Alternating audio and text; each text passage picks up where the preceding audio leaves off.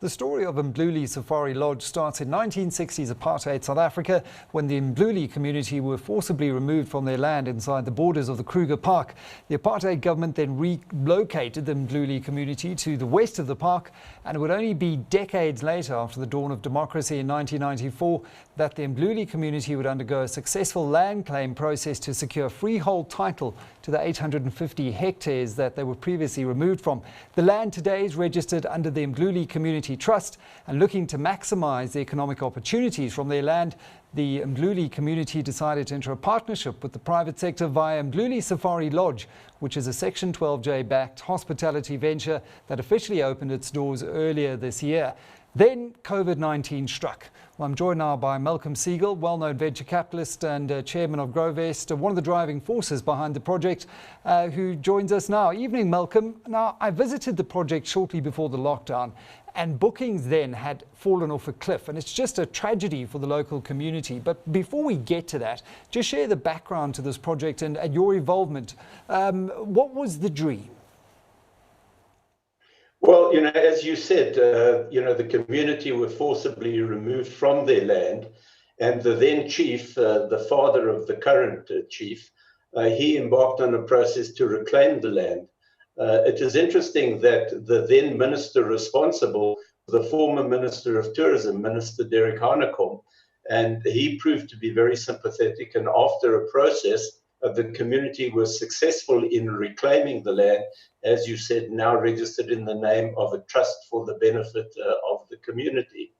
I became involved as a private equity partner 20 years ago. It's been a long and complicated journey, and one day I'll perhaps write a book as to why it's been so long and complicated. But anyway, all's well that ends well, COVID aside.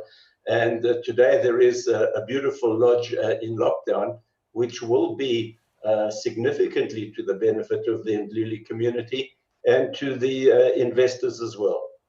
And I mean, that is the nub of the story. It's a model of successful land reform and how you can take those who were forcibly removed from ancestral land and partner them with expertise, with capital in the private sector, and turn that land to economic benefit. How was Section 12J utilised to bring this dream into reality?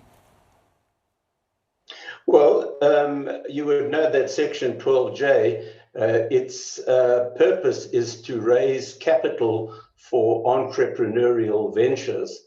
And this project fits squarely into that category. It's risk capital, which is required to develop the lodge.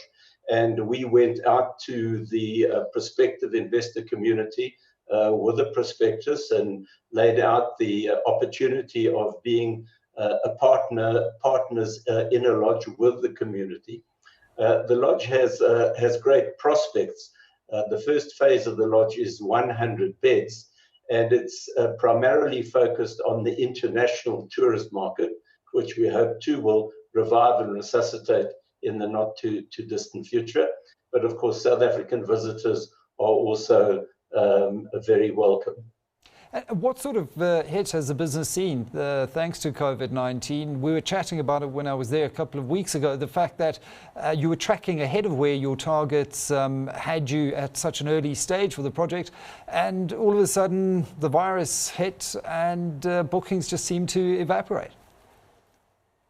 Yeah, so this has been, I mean, it really is ironic and incredibly sad that after 20 years and all the hoops that we had to go through, that COVID hits precisely at that time. The lodge had been open for approximately 6 weeks at the time.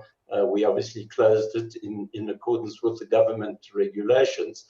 And, the forward bookings in the lodge had been particularly strong. We have a very accurate and reliable tracking system. And for the first year of operations, our feel was that if we could get to 45% occupancy, that would be excellent. increasing over time to 65% and perhaps a touch higher than that. Because of a whole series of factors, the lodge, its location, it's particularly beautiful, all the ecological aspects to it. There are many beautiful things about it which you have seen and experienced. In actual fact, the bookings were well ahead of it, and probably in this first year of operations, we would have got to 50 or maybe even 50+% occupancy, which would have been just absolutely incredible. And now the bookings have completely fallen off a cliff. But interestingly enough, we've continued with our marketing initiatives, mainly social media and various online channels. And we are seeing some bookings coming through now for end of May, early June. So we hope to get on track later in the year. And having seen the impact on the local Mdluli community, it is really unfortunate, as you say, 20 years to get to the state, to open your doors, to see the employment uplift through the construction phase of the local Mdluli community, and now actually employed working full-time in the lodge. That is really the huge tragedy in the story, is that